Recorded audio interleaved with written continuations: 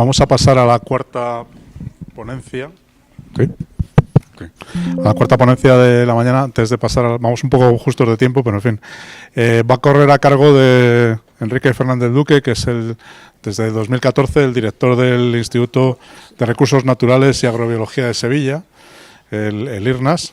Y bueno, aparte de llevar ese tiempo en la dirección y de seguir trabajando en investigación en su grupo de riego y ecofisiología del cultivo y participar en distintas comisiones y grupos de trabajo de investigación, pues él ha sido miembro del Comité de Seguridad y Salud de Sevilla durante unos cuantos años y está aquí porque en su instituto, pues como ya ha comentado un poco Julia ahora, es uno de los ejemplos que yo creo que tenemos que seguir todos y nos va a hablar de lo que han estado haciendo en estos últimos años en este tema y en concreto sobre el manual de buenas prácticas para evitar riesgos psicosociales en el IRNAS que han elaborado. Así que nada, todo tuyo. Muchas gracias. Buenas tardes ya, dada la hora que es. Pues efectivamente yo voy a comentar ahora un caso, un documento que elaboramos nosotros en el IRNAS, que dimos en llamar Manual de Buenas Prácticas para la Prevención de Riesgos Psicosociales en nuestro centro, y es, digamos, que el colofón de lo que hemos oído esta mañana. Es decir, una vez que nos llegan a los centros los resultados de las evaluaciones psicosociales, ¿qué hacer con ellas? Bueno, se ha comentado mucho la importancia de la participación. Efectivamente, en concreto el manual lo originamos a raíz de una evaluación de riesgos psicosociales que hicimos en 2017. Entonces la empresa fue AFOR, que entonces nos ayudó a hacer, junto con el Servicio de Prevención de Riesgos Psicosociales de Sevilla, nos ayudó a hacer esa encuesta, nos dijo que la participación era fundamental. Entonces elaboramos un díptico, que lo tenéis ahí, donde dimos la información de qué era, en qué consistía la encuesta, la necesidad de hacerla, etcétera, a todos nuestros trabajadores. Ese díptico lo acompañamos con una carta personal mía que transmitimos por correo electrónico a todas las personas del centro. Fijaos una cosa importante, y aparece una tabla, aparece un grupo de trabajo. Evidentemente, el cuidado y la atención de prevenir riesgos psicosociales en un centro del Consejo y de PRL en general es un trabajo muy arduo y no es tarea para el director solo, ni muchísimo menos. Necesitamos los directores ayuda. Entonces lo primero que hicimos fue crear un grupo de trabajo para la prevención de riesgos psicosociales, que estaban compuestos por esas personas. Estaba compuesto por mí, por nuestra gerente, por Alicia Prieto, que era nuestra asignada de PRL a la sazón en el centro, los jefes de departamento y después una persona responsable del personal técnico, personal de formación y, muy importante también, el jefe del servicio de PRL de Sevilla, que a la sazón era Ángel Lara. Y fue todo el grupo los que coordinamos, digamos, que no solo la gestión de la evaluación, sino qué hacer con las medidas que nos había facilitado una vez que hemos recibido los resultados. Fruto de esta comunicación e insistencia, pues logramos una participación del 82%, que como ya habéis oído esta mañana, pues estuvo bastante bien. Ahí tenéis, esto es la carátula de la evaluación que nos dieron en aquella época, fue en octubre de 2017, nos la pasaron. Esos fueron los resultados, un resumen de los resultados. Lo que está en rojo significa problemas, significa aspectos a atender. Evidentemente, esa gráfica pone de manifiesto que era necesaria una evaluación de riesgos psicosociales. Yo diría que es necesaria en todos los centros y con una frecuencia lo mayor posible. Evidentemente, los medios son limitados, hay que trabajar bastante, el dinero que cuesta esto pues también es limitado, pero yo animo a todos los directores que podáis estar aquí de los centros a que lo hagáis, porque os podéis encontrar con situaciones como esa de decir, oye, hay una serie de aspectos de riesgos psicosociales que evidentemente tengo que atender. Bien, una vez que recibimos la evaluación, pues nos daba un conjunto de medidas. Y dijimos, ¿cómo vamos a hacer llegar estas medidas a nuestros trabajadores en un idioma que todo el mundo pueda entender, en un lenguaje que todo el mundo pueda entender y que sea lo más asequible posible? Entonces fue por lo que trabajamos en la elaboración de ese manual, que es el objeto de esta charla, el manual y su aplicación, y trabajamos conjuntamente el Servicio de PRL de Sevilla, nosotros desde el centro, y AFOR, la empresa que nos había ayudado con la evaluación. ahí tenéis el índice. La primera parte, bueno, es una descripción de los riesgos psicosociales, pasamos a los resultados de la evaluación de riesgos y el punto número 4, factores psicosociales y medidas preventivas a adoptar. Ese era el corazón, digámoslo así, del manual, eso era lo imposible.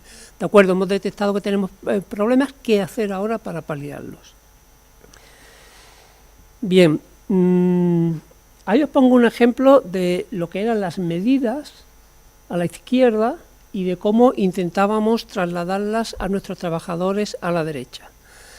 A la izquierda pues se habla de, bueno, de que hay que analizar los responsables por los tiempos y tareas que se encargan, establecer reuniones periódicas con el personal, hacer el seguimiento y la evaluación de los métodos de trabajo, cuidar la formación de los trabajadores, no crear agravios comparativos, etcétera.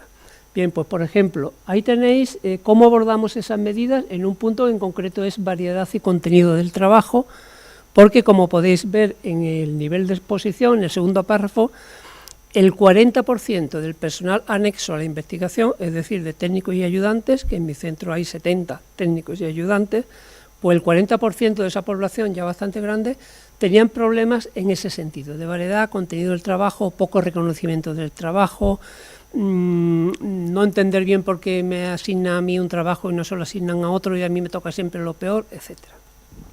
Y entonces, pues fijaos, ahí tenéis dos medidas a adoptar. Si las leéis, pues por ejemplo, los líderes de los grupos de trabajo son los responsables directos de las tareas asignadas a los trabajadores bajo su responsabilidad, ¿de acuerdo? Además de que sean adecuadas al puesto de trabajo de cada persona y de que ésta tenga la formación y los medios necesarios para llevarlas a cabo, deben censurarse de que las realiza adecuadamente. Y si es así, deben concederles reconocimiento correspondiente en las reuniones de grupo, es decir, con carácter público frente al resto del grupo. ¿Veis? Un mínimo reconocimiento para personas que decían, oye, yo estoy trabajando, hago lo que me dicen, pero parece que nadie me da las gracias, ¿no? La segunda medida, por ejemplo, pues igual, dice, si el responsable de un grupo detecta que una persona bajo su responsabilidad está insatisfecha con las tareas asignadas, y esto es muy frecuente en los centros de investigación, aunque sean las propias de su puesto de trabajo, debe tratar con ella las razones de ese descontento y evitarlas o al menos paliarlas si fuera posible. Eso es muy importante para lograr el bienestar laboral de los trabajadores. Si son tareas ineludibles, debe procurar repartirlas equitativamente entre trabajadores y trabajadoras del mismo nivel, que no le toque siempre lo malo a la misma persona. Al igual que en el punto anterior, estos asuntos deben tratarse en reuniones de grupo para evitar sensaciones equivocadas de agravios comparativos. ¿Veis? Pues de esa manera, con esos consejos, nosotros trasladamos las medidas al día a día de hacer, digamos, para aplicarlas diariamente en el centro. Bueno, el manual no solo era ese documento, nosotros hacemos muchas más otras acciones para intentar aplicar esas medidas que había puesto de manifiesto en la evaluación que necesitamos. Por ejemplo, el plan de acogida, no lo veis muy bien, esa es la versión de 2013, pero si veis debajo revisiones y cada año se va revisando. Cada año se revisa. Y no solo se revisa, sino que hay dos personas en mi centro, Alicia Prieto, que está aquí con nosotros, y Eduardo González, que todos los meses le dan una charla sobre el manual de acogida a las personas de nueva incorporación. Como bien decía Julia, no basta con elaborar un documento y dejarlo ahí colgado en la web, sino que tienes que hacérselo llegar a la gente y asegurarte de que las personas de tu centro lo conocen. Después, todos esos iconos que veis a la derecha es lo que os podéis observar cuando entráis en la página de PRL de nuestra página web del INAS, en el apartado de PRL. Veis que tiene riesgos psicosociales, accidentes laborales, vigilancia de la salud, acoso laboral y sexual, y cada vez que picáis en uno de esos iconos, pues se despliega muchísima información, contactos, protocolos a seguir, etcétera. ¿De acuerdo? Y todo esto intentamos hacerlo con un poco de humor. De hecho, bueno, se diseñaron esas dos, eso fue idea de Alicia, esas dos mascotas, el PRL Labo y el PRL Campo, porque en mi centro tenemos tareas de laboratorio y de campo. Entonces nuestros documentos están adornados con las mascotitas para, digamos, intentar ser lo más cercanos posible a las personas a las que les tiene que llegar. ¿Qué pretendíamos con todo esto? Pues por supuesto, vamos a ver, la obligación de un director es que el centro funcione. Que el centro funcione, que se cumplan los objetivos del centro, que hace un uso eficiente y correcto de los fondos públicos, etcétera. Pero sin olvidar que hay que atender a cualquier riesgo psicolaboral que se dé en el centro. Y no porque los directores seamos muy buenas personas, que bueno, hombre, malos no somos, sino porque es una cuestión, incluso si lo queréis ver pragmáticamente, de eficacia. Las personas no pueden hacer bien su trabajo si no están bien ellas, si no están en un ambiente laboral en el cual se sientan cómodas. De hecho, nosotros nos planteamos eso que veis ahí.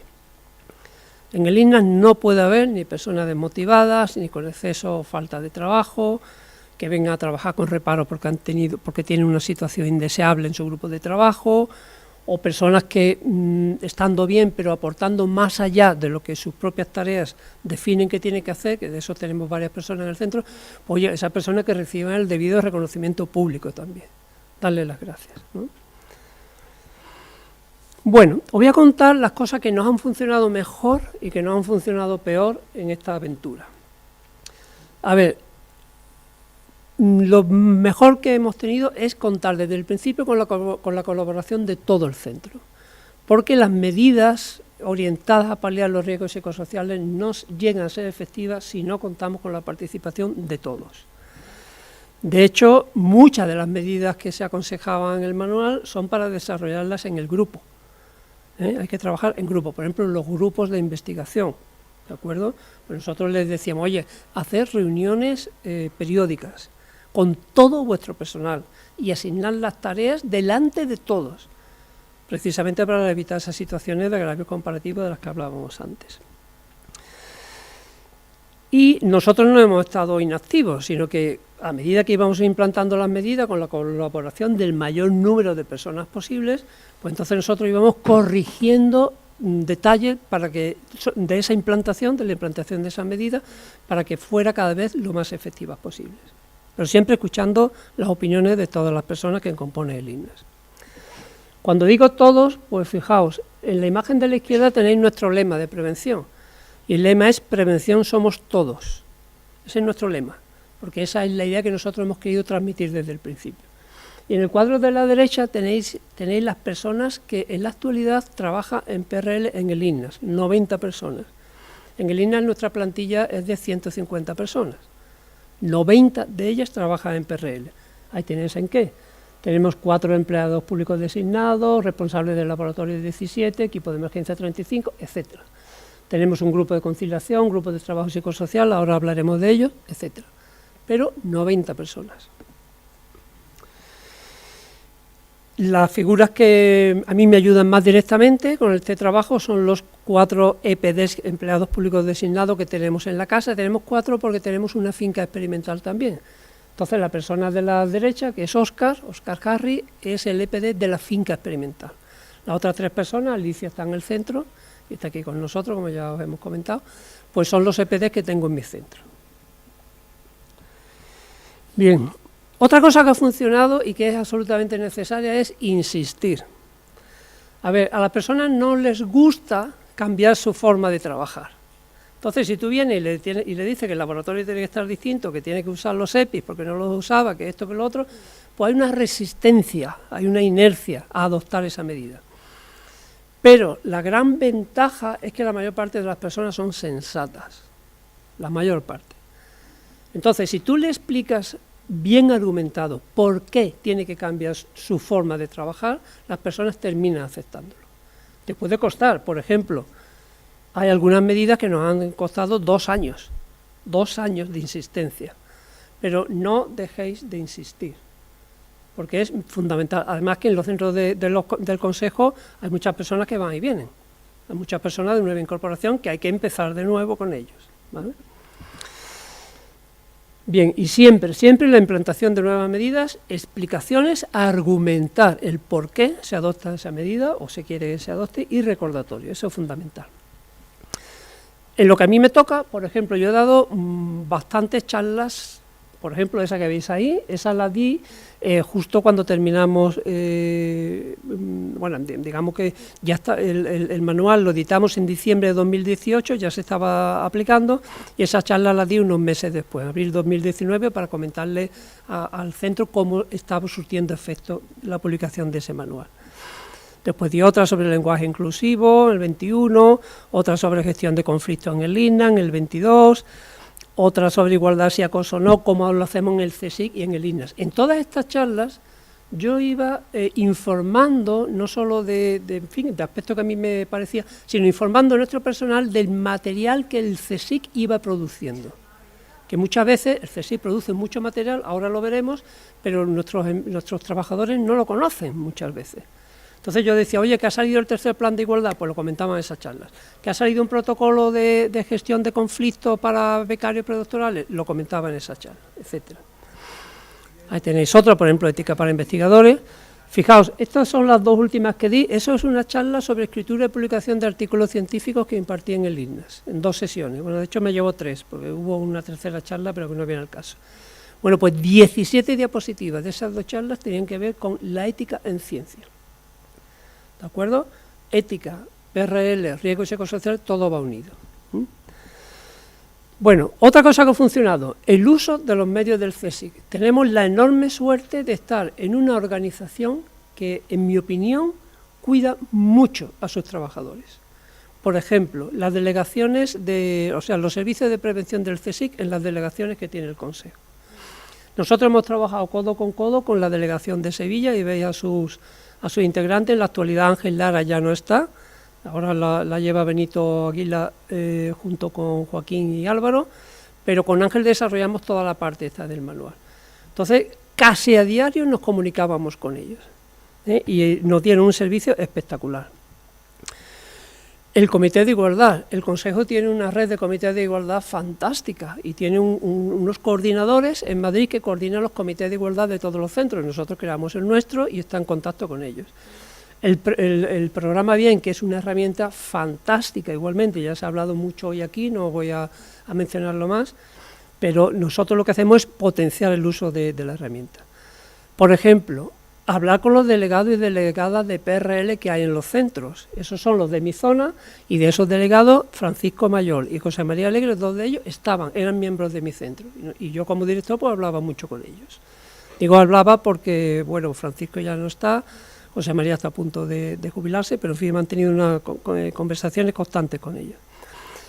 El Comité de Seguridad y Salud en el Trabajo. Yo he sido miembro del Comité de Seguridad y Salud en el Trabajo, que sabéis que también está gestionado el de Sevilla, al menos por Margarita, dirigido por Margarita, por nuestra delegada institucional, Margarita Paneque, y ahí pues nos sentamos en la misma mesa, personas representantes del CSIC, personas representantes de las organizaciones sindicales, y hablamos, intercambiamos, etcétera. Pues todas estas herramientas, todos estos medios que nuestro organismo pone a nosotros, usarlos. Bueno, y no os hablo ya de las publicaciones. Código de Buenas Prácticas Científicas, Manual de Conflictos de Interés del CSIC, Tercer Plan de Igualdad, otros planes que he habido también anteriormente, Protocolo de Prevención frente a Acoso Sexual y por razón de sexo. Todas estas publicaciones, a medida que iban saliendo, las publicitaba yo en las charlas que os comentaba antes, porque si no, para que nuestra gente, nuestros empleados se enteraran. Guía predoctoral de buenas prácticas y resolución de conflictos, etcétera. Hay una cantidad ingente de material y de herramientas producido por el CSIC que son de una gran ayuda. Bueno, ¿y ahora qué ha funcionado peor? Pues fijaos, yo creé en el instituto dos grupos de trabajo. En el 2015 yo entré como director en noviembre del 2014. Había un grupo para gestión de conflictos. Nosotros lo modificamos, le cambiamos el nombre, Comisión de Conciliación, que parecía un nombre más amigable. Lo creamos, ahí están los componentes. Fijaos que están los representantes de la Junta de Personal del Instituto, que están elegidos por votación por los trabajadores del centro. Y después creé el grupo de riesgos psicosociales, que como dije antes, pues el grupo de trabajo para la prevención de riesgos psicosociales, que como dije antes también tenía representantes de los trabajadores. Bien, pues no hemos recibido nunca una solicitud de ayuda de parte de nuestros trabajadores. Eso no ha funcionado. ¿Por qué no ha funcionado? Pues yo se lo he preguntado muchas veces a mis empleados, a la gente que está bajo mi supervisión. Oye, ¿por qué no acudís? Porque me hablaban veladamente, más o menos directamente o veladamente, de que tenían problemas de riesgo psicosocial. Digo, llévalo a la Comisión de Conciliación o al Grupo de Trabajo para la Prevención. No, porque al estar compuesto por miembros del organismo, no le genera confianza a las personas. ¿De acuerdo? Eso es un problema que yo me he encontrado con él inesperado, porque yo creé todo un grupo de trabajo para ayudar a nuestro personal, pero nuestro personal confía poco, os lo digo sinceramente. Y es una pena que eso haya sido así. Pero bueno, y no sé cómo romper esa barrera, ¿de acuerdo? Otra cosa que no ha funcionado todo lo bien que a mí me hubiera gustado es la colaboración con la parte social, con los delegados sindicales. En primer lugar, vamos a hablar del uso del lenguaje. Ellos son la parte social, ¿y yo qué soy? ¿La antisocial? Vamos a ver, yo tengo los mismos intereses que ellos, que es cuidar por el bienestar de nuestros trabajadores. Pero a mí se me denomina empresa, y a ellos la parte social. Bueno, pues a lo mejor parte de la desconfianza que os acabo de comentar proviene de un inadecuado uso del lenguaje que habría que corregir, entiendo yo. Pero en fin, esto es un pequeño paréntesis. El problema principal estaba en la comunicación que yo tenía con ellos. Cuando, como digo, yo hablaba mucho con ellos. Cuando algún delegado sindical me decía, oye, te aviso de que tienes problemas yo qué sé, de maltrato laboral en tu centro. Digo, perfecto, dime quién es. Y me pongo rápidamente mano a la obra. Ah, no te puedo decir quién es porque eso es confidencial. Digo, pues entonces no me digas nada, porque me creas desazón y no puedo actuar. Entonces, eso, en mi opinión, es un grave error. Oye, si vosotros estáis aquí para ayudar a los empleados de esta casa, vamos a trabajar conjuntamente. Pero no me digáis que hay un problema, pero no me deis las herramientas para poder actuar. Igual pasaba en el Comité de Seguridad de Salud. Como decía, estábamos representantes del Consejo y representantes de las organizaciones sindicales. Y yo notaba la misma diferencia. Me hubiera gustado que todos tuviéramos la sensación de que estábamos remando en la misma dirección, pero no siempre yo he notado que eso sea así. De modo que yo creo que esa parte habría que mejorarla. Precisamente porque estaba recibiendo esos mensajes, pero no me decían los nombres, es por lo que promovimos una nueva evaluación de riesgos psicosociales que nos lo ha llevado a cabo la empresa de Julia, que se ha desarrollado entre el 2025 y ha terminado al inicio del 2026. El mensaje que quisiera trasladar aquí es no tener miedo ninguno a que nos evalúen. Si es por nuestro bien, indudablemente. Los centros siempre van a salir beneficiados de una evaluación de riesgos psicosociales, siempre. Porque va a contribuir en mayor o menor medida, se espera que en la mayor medida posible, a que el centro mejore. Aquí logramos también una participación muy parecida a la anterior, del 81,7%. Fijaos, en la primera fase, que eran las entrevistas, después la segunda fase, como ha comentado Julia, era una reunión personal con los grupos de trabajo. En la primera fase nos dio ese resultado, muchas caritas rojas. Bueno, no pasa nada. No hay que tener miedo, si eso está bien, que identifiquen dónde están los problemas. La segunda parte, afortunadamente, ha puesto de manifiesto que no hay grandes riesgos o que los efectos de los riesgos psicosociales que se dan en el ISNA no son demasiado elevados y los podemos abordar bien. Pues esa es la satisfacción que yo me llevo. Eso junto con el conjunto de medidas que aparece en la evaluación y que estamos ahora mismo aplicando, porque yo digo que esta evaluación está recién salida del horno. Terminó en marzo, creo recordar, de este año. Bien, pues nada, pues eso era lo que os quería transmitir, la visión del ISNA de cómo llevamos este asunto. Muchas gracias.